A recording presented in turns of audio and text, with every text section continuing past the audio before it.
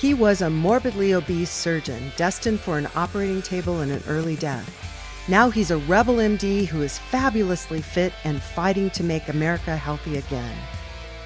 This is Stay Off My Operating Table with Dr. Philip Ovadia. We do, and we are live. Hey, y'all, welcome to the Stay Off My Operating Table podcast with Dr. Philip Ovadia. We have with us today Nina Teicholz, and we started a conversation that was so cool. I said, we got to record this. So, Nina, welcome to the show. Ask that same question that you said, and then let's keep it going. Thanks for having me.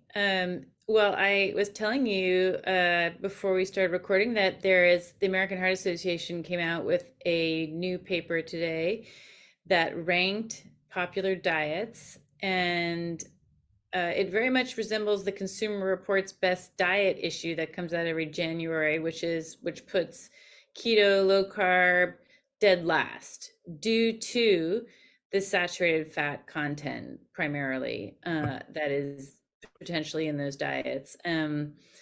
Well, I mean, I don't know if your audience knows that the book that I wrote, The Big Fat Surprise, was really the first sustained set of arguments laying out the case for why saturated fats had been unfairly villainized and do not, after all, are not supported by the evidence that they cause heart disease. So, and I just feel, I mean, that book came out 9 years ago, and since then, I recently pulled together a table which I tweeted out today about how there have been, in the last 13 years, there have been at least 22 systematic reviews of all the data on saturated fats and heart disease. I'm sure you're familiar with some of these. There was a very famous one that came out, state-of-the-art review in the Journal of the American College of Cardiology, which I guess, Philip, you will confirm is an important journal, saying that the evidence, the clinical trial evidence and observational evidence, does not support a continued numeric caps, like a 10% cap that we currently have, on saturated fats as a percentage of calories. But it's a really fascinating story and a disturbing one as to why the American Heart Association really persists with this idea that saturated fats are what's driving heart disease. And we can talk about that if you like. Well, this is the place where I would insert the welcome to the show music, because that's a great teaser about who you are and what you're going to talk about. But we should probably do a slightly better introduction than I did. Phil, who is this woman and why is she talking like this? Well, I don't think Nina's really going to need any introduction. I think anyone that's in our audience and is following me will have surely come across her work. As Nina said, I can't believe it's 2014, almost 10 years ago, that you wrote The Big Fat Surprise, which I consider to be an essential reading for anyone interested in nutrition. And it really doesn't matter which side of the debates you might be on, the scientific investigative techniques that Nina brings to the nutritional question in that book, I think is useful for anyone. Besides being an author and a journalist, Nina is also an activist for better nutrition in our society, in our schools.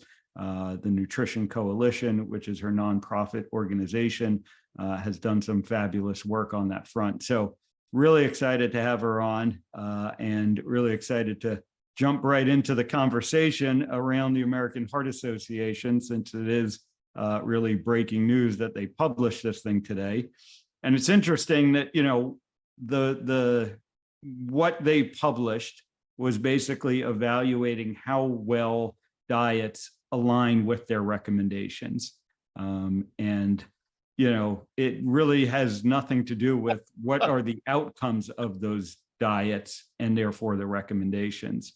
And, this is really one of the high level questions that I'd love to hear Nina's thoughts on. The American Heart Association has been making the same recommendations essentially now for 30 plus years, 40 plus years, really. 60. Yeah. Well, you can go back all the way to the 1950s. But, even if we say, okay, 1980 is when they really started with the saturated fat guidelines, and heart disease isn't getting any better. And, what people might not realize is every 5 to 10 years, the American Heart Association releases their new, 10 and 20-year goals in terms of reduction of heart disease. And as far as I know, they have never met those goals. They fail every single cycle. So the fact that they say, we're going to keep recommending the same things, we're not getting the outcomes we want. And it's, and here are the diets that go along with those recommendations that you should be eating, seems kind of crazy to me. But, how did we get here, and why does it continue, I guess, is the big question. Well, it's a big story. And when I started my research as a journalist, I was a vegetarian and had been for more than 20 years, not eating red meat. And I plunged into this subject and took nearly a decade and read, thousands of studies to try to understand what had happened. And I pieced together the history of how many people know the story of Ansel Keys from the University of Minnesota, who came up with what's called the diet heart hypothesis in the 1950s, that saturated fat and dietary cholesterol cause heart disease by clogging the arteries, but sort of by raising your blood cholesterol and clogging the arteries. That was his idea. And really, the American Heart Association was not just any organization. It was the organization that first issued the advice to avoid saturated fat. The first advice anywhere in the world came out of the American Heart Association, which Ansel Keys had joined the nutrition committee of and was steering its guidance. So in 1961, that is the first advice that any group issued anywhere in the world telling people to cut back on saturated fats and dietary cholesterol. So, the first recommendation didn't include dietary cholesterol. It was mainly saturated fat, and it evolved to be total fat. But that's where it all began. So we really are talking like 60 years of advice. And it was hugely influential because the nation was in a complete panic about the rising tide of heart disease, which had been virtually unknown in the early 1900s, but had risen to become the #1 killer. President Eisenhower famously had a heart attack in 1955, was out of the Oval Office. There was a real panic about what was the explanation for these sudden heart attacks that were felling men in the prime of life. So into that vacuum stepped the American Heart Association, which is really the premier group at the time dealing with heart disease. I mean, it still is today, but it was really the only group in time. At that time, there were no dietary guidelines, no American College of Cardiology. That was it, the American Heart Association. So they have a legacy interest in maintaining this advice. I think that's probably the first point. If you look through the 22 plus reviews on all the data on saturated fats, the American Heart Association's review, which it called a presidential advisory in 2018, they stand out. They say unequivocally, saturated fats cause heart disease. That's their legacy position. They started it. The other, I would say that there are 20 other reviews say, we cannot find the evidence for this recommendation. So they're really outliers. And their review ignores all the outcome data on what's called hard endpoints. So cardiovascular mortality, total mortality, cardiovascular deaths, myocardial infarction. They ignore that data and just focus exclusively on LDL cholesterol. In any case, they remain outliers. I mean, it's really quite striking to see this continued fixation on saturated fat. And, beyond this sort of conflict of interest sort of that they have as an organization for having started this whole recommendation, they have a lot. They have corporate conflicts of interest. They at least 20-25% of their funds come from pharmaceutical companies, food companies, including going back to their original inception, the Procter and Gamble, maker of vegetable oils, Crisco, which is the oil you're supposed to, vegetable oils is what you're supposed to eat in place of saturated fats. So, I mean, they have real conflicts of interest. And, I would just say, like, on top of all the disappointment I feel about this article, there's the added layer of disappointment of seeing our media report on it. Washington Post, NBC News. I mean, some of these journalists, I know, they've written articles about the changing science on saturated fats, and I just see them kind of, they're retreating into this very vanilla, very kind of just credulous, non-questioning reporting now on this paper. And it's so very disappointing to see, because, if journalists are not calling this out, well, then who's going to stand up for the science? We could just take the whole diet, saturated fat subject out of your last statement, and that basically applies to the alleged profession of journalism over the last Humpty Hump years. I have two questions. One is personal and one is professional. So you were a vegetarian for, you said, 20 years. As you began studying this, clearly you said, maybe I was misled. Tell us about the changes you made in diet and how you experienced those changes in your own health. Well, I'm sure you've interviewed many people on your show who have been through this same transformation, realization. For me, I'm driven very much by data. I mean, I had, like most people, been completely fat phobic and phobic of, especially of red meat. I just thought it was the worst possible thing you could eat. I didn't eat butter. So, I mean, I was just completely steeped in all of that, what I now know to be sort of mythology, that I had grown up having, Captain Crunch and non-fat milk literally for breakfast. And then, for me, it really was reading the science. I mean, I've never been a reader of self-help books. I never followed people about diet or nutrition. Every time I went to a nutritionist, they sort of told me I needed to cut back on my saturated fat and reduce, eat more fruits and vegetables. And I just believed that all, even though it wasn't working for me. Somehow I didn't make that connection until I really read the science myself and understood the story.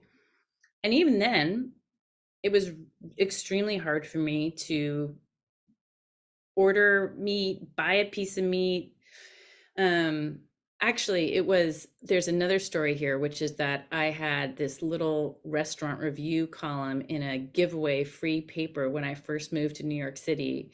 And I went to restaurants to review them. And because I was doing this unpaid, I just had to eat whatever the restaurant wanted to send out for me. I couldn't be like paying for my meals. And what the chefs often sent out were what they considered at the time, this is 20 years ago, to be excellent food. So it was red meat and, tripe and foie gras and, things that I had never eaten and was terrified of eating. But doing my job, I ate those things. Mysteriously, I found myself losing weight, which was just mystifying. And I go to my doctor. He's like, your cholesterol looks better, actually, Nina. So that was just another data point that was really, kind of a paradox for me at the time. But, mainly it was reading the science. So why did you start reading the science? What was it? So I was doing a series of, I got a book contract to write a book on what was supposed to be a book on trans fats. And that came out of a story that I did for Gourmet magazine, which really was the first major story to come out in the media on what was wrong with trans fats. This is 2003. And it was a huge article for Gourmet magazine. It was like documenting how the vegetable oil scientists were harassing and heckling scientists at conferences for raising problems about trans fats. I mean, it was really kind of an eye-opener for me. And I was given a book contract to write about trans fats. But then the deeper that I looked into this subject of fat, what have Americans obsessed about more than anything else in their diet, right? Good fat, bad fat, low fat, how much fat. I mean, all of that has been a central obsession. And I realized it was just a much bigger subject. And so my book, I mean, unbeknownst to me, my book ended up being about saturated fats and their replacement by vegetable oils. Although I didn't go into it thinking that. Yeah. It was also, it was the first real compilation of information about seed oils and the problems, of inflammation and all of the toxic degraded fatty acid products that came out of it when you heat oils. I mean, that was all like, that was the beginning And, of that whole seed oil movement. yeah, and let's dig into that a little bit more, because I think, here we are, now 20 years later from that. And I think a lot of people have sort of forgotten about the trans fat thing. They don't realize like how prominent this was, how this was pushed, all of the low fat products that came out of the recommendations from the, American Heart Association and the US Dietary Guideline to get fat out of our diets. And these trans fats were introduced as a heart healthy fat alternative, and it was an unmitigated disaster. I mean, there's really no other way to put it. It killed people, and it sort of quietly went away. And all of a sudden, there was a little bit of a movement, get trans fat out of everything, and trans fat was removed from everything. A lot slower here in the US than it was internationally. But eventually, and now here we are, probably been, I don't know, 10, 15 years since the, trans fat bans, that it's not in anything anymore. And people have forgotten that and don't realize that, it's very easy to see that we may have made the same mistakes, in our evaluation of these polyunsaturated fats and these vegetable and seed oils. Here's why it's relevant today. And really you have to go back to 1911 and the introduction of Crisco oil, and Crisco, the hardened oil, which was supposed to and did come to replace lard. Okay, that was the introduction of vegetable oils into the American food supply. And I sort of documented how that, they rose very quickly to become the dominant source of fat that Americans eat, right? There's even just since 1970, I mean, this goes back to 1911, but just there's since 1970, our consumption of seed oils, principally soybean, right? But cottonseed, safflower, sunflower, corn, that has risen 89% since in terms of our consumption since just 1970, right? But if you look, there's no food stuff, no source of calories in the American diet that has risen more over the course of the last 100 years than seed oils. So originally they could, and this is sort of still true today, why it's relevant today, they cannot replace saturated fats. They can't replace lard and butter unless you harden them, right? As oils, they're useless for products on a shelf, right? They're oily. Products don't, you can't make a shelf-stable product with an oil. So you have to harden it. That process of hardening the oil is called hydrogenation. And a byproduct of hydrogenation is trans fats. Trans fats happen to be just one of many novel, never seen before individual fatty acids. But trans fats, became uniquely identified, were the subject of research. Going back to the 1970s, there were major concerns about trans fats, which were largely ignored and suppressed. And the people studying that were the people I told you about, who were heckled at conferences by industry scientists. So they got rid of trans fats, right? Rightly so.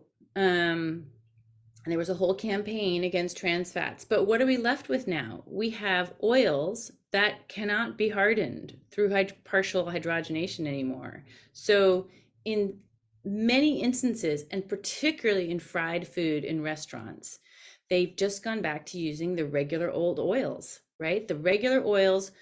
The original reason that they were hardened is that they're wildly unstable as oils, right? They oxidize very quickly. They cause hundreds of degraded oxidation products. Those oxidation products enter into our bodies when we eat the food, the fried chicken nuggets or whatever's fried in them. They enter our body, they pass through the blood-brain barrier.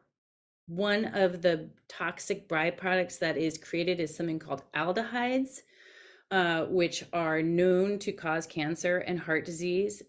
They're so wildly unstable, they're almost impossible to study. But there's researchers who have studied these. I mean, this is science going back to Vienna. Wait a minute. Whoa. It's unbelievable. And We're saying these oils that we're told to use for all of our cooking are so chemically unstable, they're extremely difficult to study.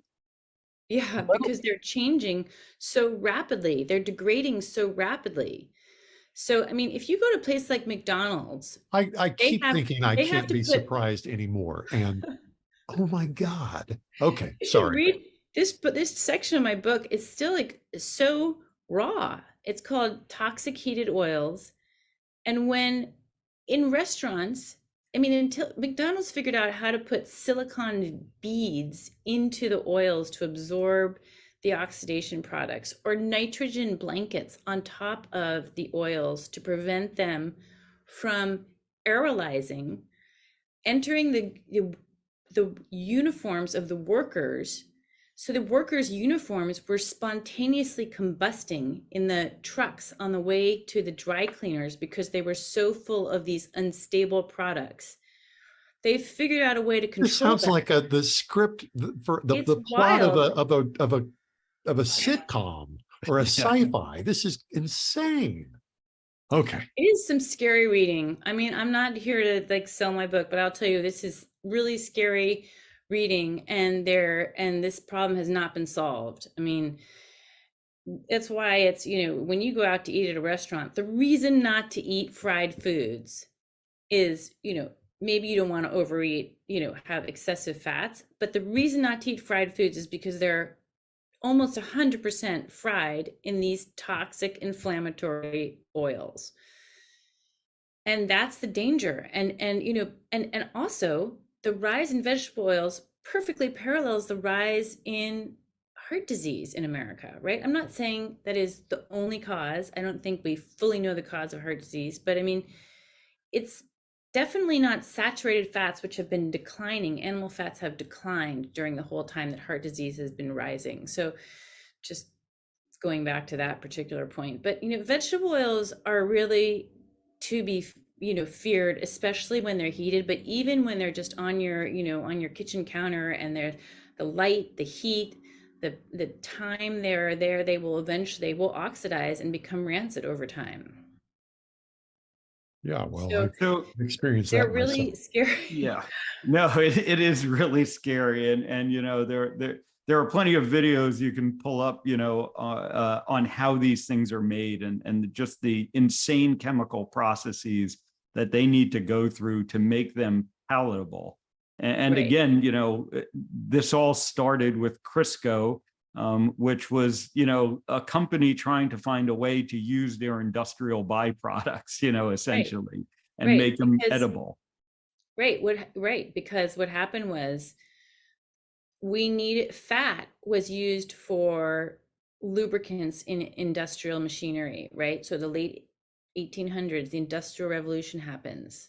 There's a tremendous need for fats. The whales, which had previously been the source for the use of oil in street lamps, and have been used for all these purposes, candle making.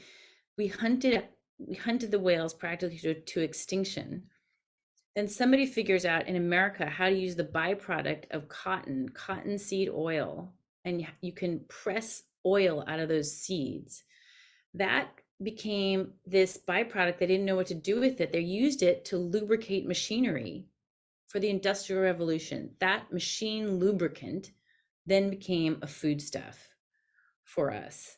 Really not having had, any kind of significant exposure to human populations, just hadn't been exposed to that. And if I went through and looked through all the scientific research on going back, to in the 30s and after, and looking at, say, who was studying these oils, why didn't we know anything about them? And there was really a concerted effort to try to starve the oxygen out of that field of scientific research. So you see studies that are deeply concerning about, animal studies where the rats are like, they've got shellac sticking themselves to the bottom of the cage because the oils harden, and when they're metabolized. And this research, these conferences, like, nobody's sponsoring these conferences. There's no research. It just sort of goes quiet. And that actually remains the case today, that it's really difficult to get any research funded on these oils, and there's almost no scholarship on them. So yeah, and kind of circling that back to the larger topic of nutrition, one positive, I guess we could say, about this article that came from the American Heart Association today is at least they acknowledged that low carbohydrate diets exist. And I know this has been a challenge, that you've been fighting with the U.S. dietary guideline committees every, cycle, every 5-year cycle. And for the last 2 cycles, they've basically refused to acknowledge that low carb diets even exist or that anyone can do them. And they've said that there's no science on them. So talk a little bit about that challenge. Well, if you search low carbohydrate and ketogenic in the government database of scientific studies, if you just search clinical trials, which is, considered the highest form of evidence, the hardest kind of research to do because it involves an actual experiment where you feed people or you alter their diets, there's almost 1,500 papers on clinical trials on low carb and ketogenic. And this was true, close to that number was true for the last set of dietary guidelines, where they said, we're going to study low carbohydrate diets, but then they couldn't find any studies. So somehow they missed all 1,500 of these papers, even though one of the members on their expert committee, this is for the 2020 guidelines, came out in 2020 and will last till 2025. A member of their expert committee had herself been the author of a low carbohydrate clinical trial, which found it better compared to controls in terms of metabolic outcomes. I can't remember exactly. No, they couldn't find, they found this many studies. 5 years earlier. For those who are only listening, she made a big 0 with her hand. Right. 0 studies. 5 years earlier for the 2015 dietary guidelines, because they're updated every 5 years, supposedly with the new science, they did a formal review of the low carbohydrate diet, but they, and I only found this out because I filed, as a journalist, I filed Freedom of Information Act requests and got emails and found out that they had talked about this systematic review of low carbohydrate studies. They found something like 43 studies, and then they stuffed it. They didn't publish it in the outcomes section of their scientific report. They just pretended like it just didn't exist. This whole systematic review that I have a copy of, and I've written about this from my Substack column, which maybe you can post the link to. But let's do that. The point is, they did this review in 2015, found 43 studies. 2020, they go back, they can find 0 studies. They can't even remember the last 43 studies that they found 5 years earlier. And now, for the next set of guidelines due out in 2030, they're not even going to, they currently say they're just not even going to study the diet. Like, there will be no review of the low carbohydrate or ketogenic literature, despite the fact that, other than the Mediterranean diet, I don't think any other what's called dietary pattern, but any other diet has been studied as robustly in as many clinical trials as low carb / ketogenic. None. And when they do reviews of low carb versus Mediterranean, low carb comes out better on almost all metrics in terms of fighting heart disease, weight loss, metabolic, glycemic control of your blood sugars. I mean, low carb almost always looks better in those review papers. So it's just really mystifying and hard to understand how the science is. I mean, I think it's hard to use a word other than suppress at this point. It's literally being suppressed and ignored. And that's very disturbing state of affairs. So you're not a doctor, a healthcare provider, a scientist, you're a journalist. And my suspicion is that as a journalist, when you run into things like you just laid out, it provokes curiosity on your part. What's going on? Why is this? Am I right? Yeah, I mean, I think it's interesting. Journalists are supposed to ask questions about, I mean, famously, like follow the money, right? Or find what is going on. What are the politics? What are the economics here? If I were covering the Defense Department, I wouldn't just say, hey, the Defense Department came out and said all its fighter planes were working perfectly and, no questions asked. But in nutrition, that is precisely what we have. We have journalists, usually they come out of cookbook writing or, the lifestyle section, and nobody is taught to question the motives or the financial interest. We're talking like a $12 trillion industries between the food and pharmaceutical industries, and nobody's asking the question of what might be the financial conflicts of interest here? What might be the motives here? There is actually no journalists who are pursuing these kinds of questions, or almost none. I mean, I really can't think of anybody off the top of my head. So there's a tremendous need for journalism in this area. It's really it's just astonishing to me. Again, I'm still just reeling from today, but not a single study questions this advice coming out of the American Heart Association.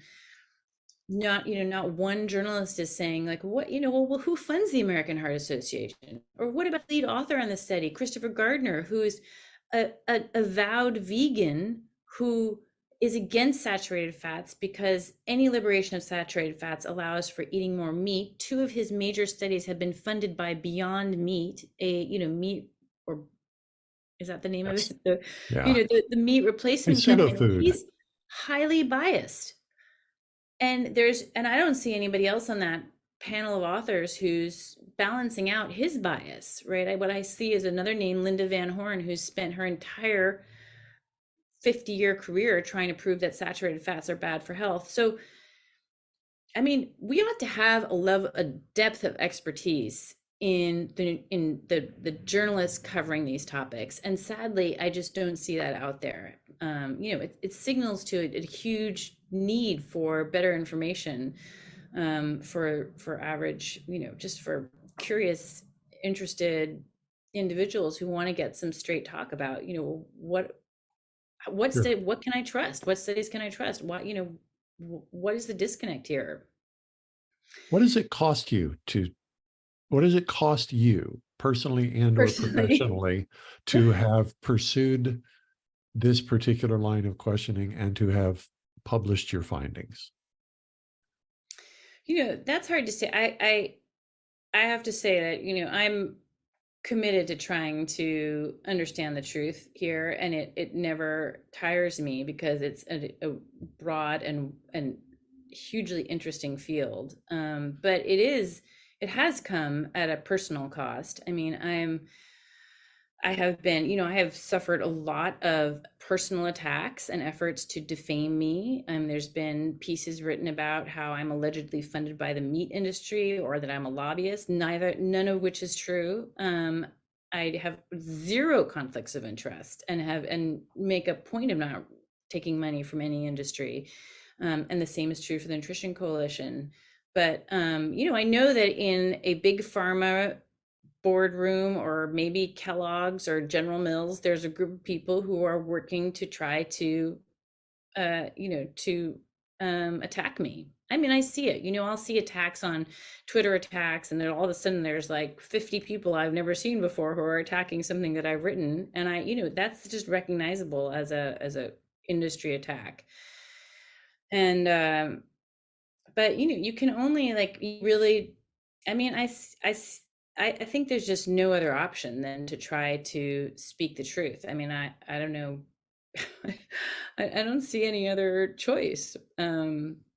If you want to, if you want to do something good in the world, and if you want to help people, I mean, mainly I just believe in the truth. I believe truth is a kind of justice, and I know I can't give up on that.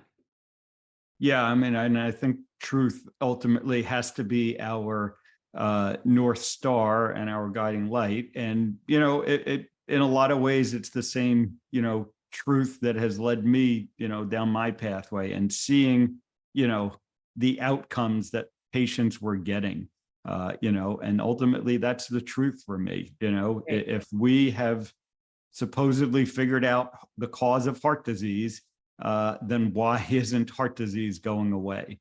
But expand on that a little bit more. What do you see as our path forward? How do we continue to get people the information that they need, and how do we change minds in the face of these other forces that are out there, we'll say, that are just heavily invested in pushing this other message? Well, Phil, I think, in part it's like what you're doing, and what many other folks are doing, which is to try to share information, grow audiences, provide alternative sources of information. I also strongly believe that there needs to be a united movement for change, that people, and that's one of the things, what the Nutrition Coalition, I won't go into its whole history, but what it's really working on now is building that advocacy movement, having potentially hundreds of thousands of people all joining in to object to the fact that there's no limit on the amount of sugar they can serve our kids in public schools, or whatever the issue is, there's no possibility of getting a low carbohydrate diet in a hospital in many places, or you can't get them on an airplane, which is less inconvenient if you're you're in a fat adapted state. But still, I mean, all of these issues are going to require organized advocacy efforts. And so for anybody who's interested, go to nutritioncoalition.us and sign up for our newsletter, which is how you'll join and get information. I mean, I'm no longer the director, but I think that it's going to take a unified movement of people educating friends and families, having strength in numbers, because we are up against truly formidable forces. And so I think it's really going to be like a grassroots movement for change. And I would just add one wrinkle in that. There's a growing number of self-insured private companies, and Medicaid, also Blue Cross Blue Shield, that are discovering that they can save money by getting their people healthy. And I think that's another force for change. That's there are hundreds of these private corporations, entities now, insurers, that have grown, because of the work of companies like Virta, folks like yourself, Dr. Tro. I mean, it's just, there's going to be a growing awareness amongst people who actually, their bottom line depends on having healthy workers. Right. I'd like to explore the question that doesn't have anything to do with this particular subject, nutrition, food, oils, fats, but has to do with journalism itself. You've pinpointed a problem that isn't unique to food science or nutrition, which is the lack of curiosity about the disconnect between stated goals and actual outcomes I'm a child of the 70s. I can remember sitting and watching the Watergate hearings in the summer of 73, I think it was, or maybe summer of 74. And I was too young to understand what was going on, but it dominated everything. And it was primarily because of the work of two journalists who, I guess, followed the money. And as I was growing up, the hope that you could become a Woodward or a Bernstein seemed to animate literally every student at a J school for I don't know how long. And something changed. Yeah. What happened? Well, Watergate was truly a watershed moment in the history of journalism. It was not as strong a countervailing force to government before then, and it certainly has been severely weakened since then. I mean, what we see now, truly lamentably, is that in many of our legacy media, the journalists they're acting to reinforce and parrot really government statements rather than acting as what we call the fourth estate, which is Right. another branch of government that exists to keep in check the power of the establishment. But that has truly been lost. And whether, this is a huge conversation, but it's Yeah, whether it it's is. corporate advertising and takeovers of many of our major media, or to ideological changes that are our journalists are now more fully aligned with the values of the Democratic Party and are really politicized, or with on the right, if you want to take a Fox News, also very much politicized. We no longer have media trying to appeal to the larger general public because we've been polarized, given the lack, given that we've now all sort of exist on social media and our audiences have been splintered. I mean, there's a long conversation to be had about all that. I think in the area of pharmaceutical drug companies and food companies, the media has just been decimated.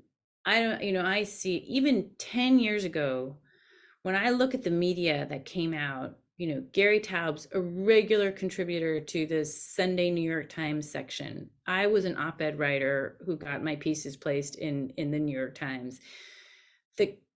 Our challenges to the low-fat diet, challenges to the government, challenges to conventional dietary advice, and how do we explain obesity, that is gone. Even in today's coverage on the American Heart Association story, there's a journalist who wrote about the problems of the problems and evidence of saturated fat, did a profile of Aseem Malhotra, who came out with a piece on challenging saturated fat conventional wisdom, like back in 2013. And he's a cardiologist. He's now well known for other issues, but these journalists have just crawled into a hole.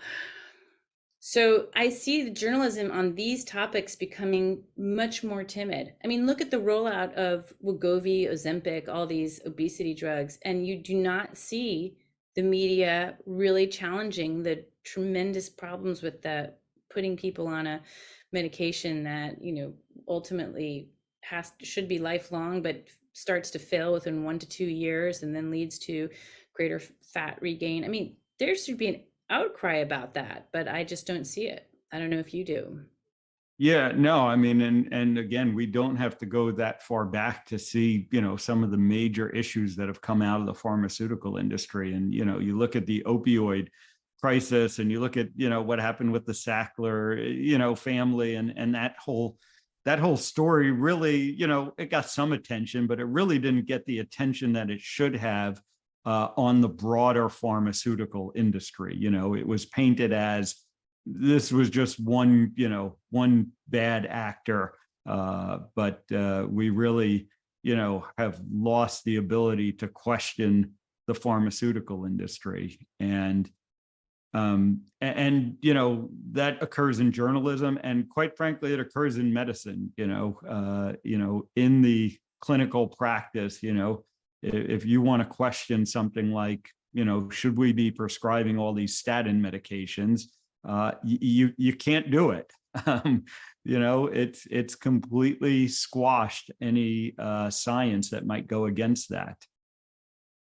Yeah, and if you look at, sort of more popular medical publications like Medscape, MedPage, Today, WebMD, their coverage is, through my, interpretation of it, is it's highly informed from a pharmaceutical perspective, right? They're Oh, not, they stuff any kind of reports on nutritional approaches that are actually successful at reversing diseases that might decrease the need for more medication.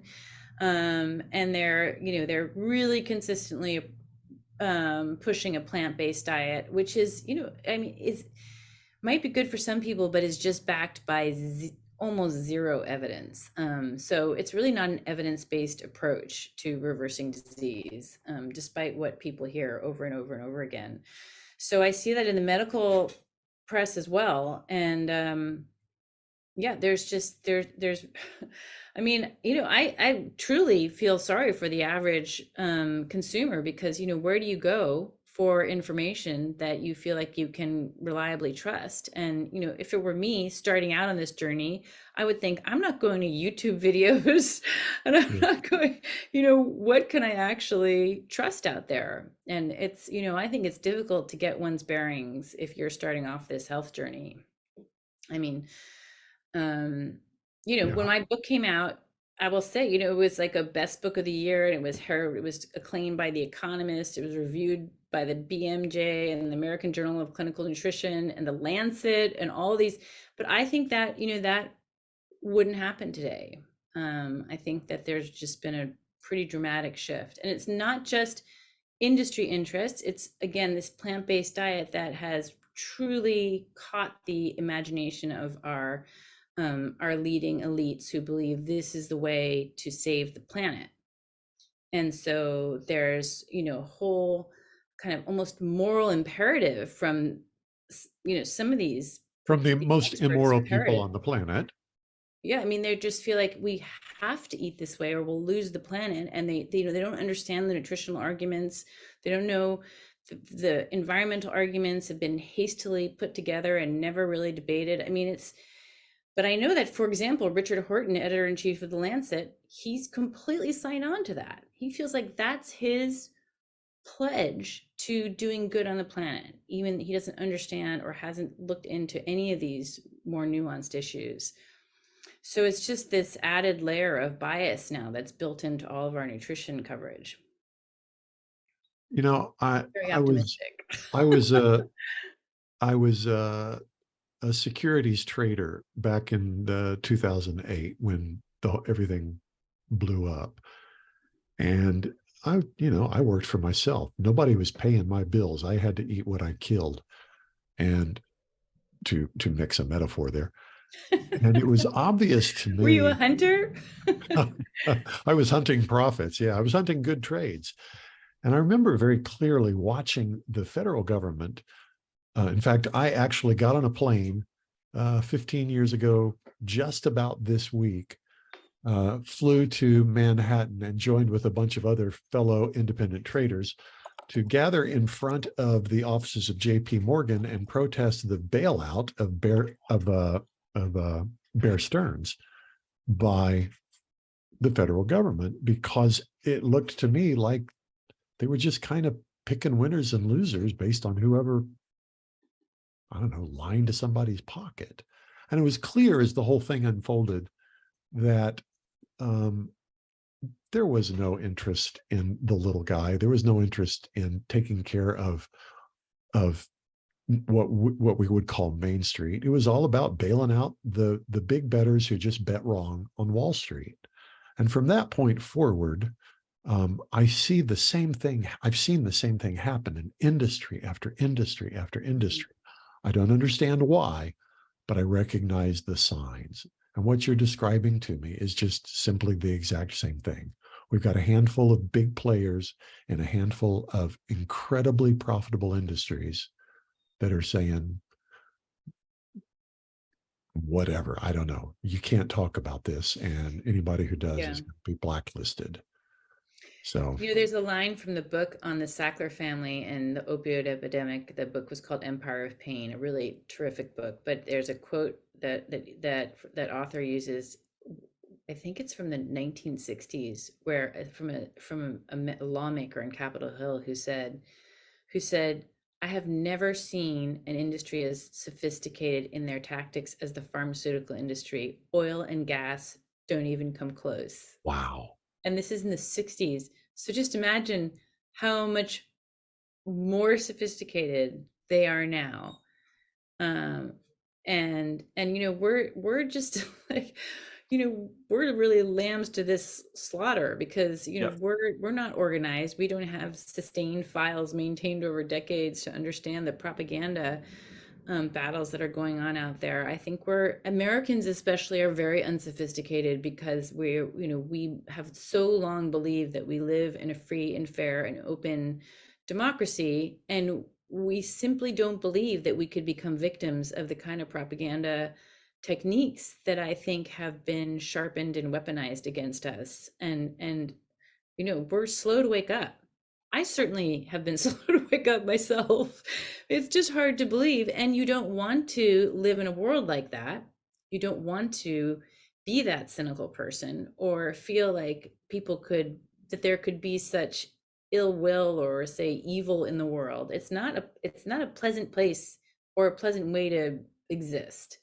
So it's why, all of us who are in these battles have to remind ourselves to take a break and go see, touch some of the beauty in the world out there in some way to stay human.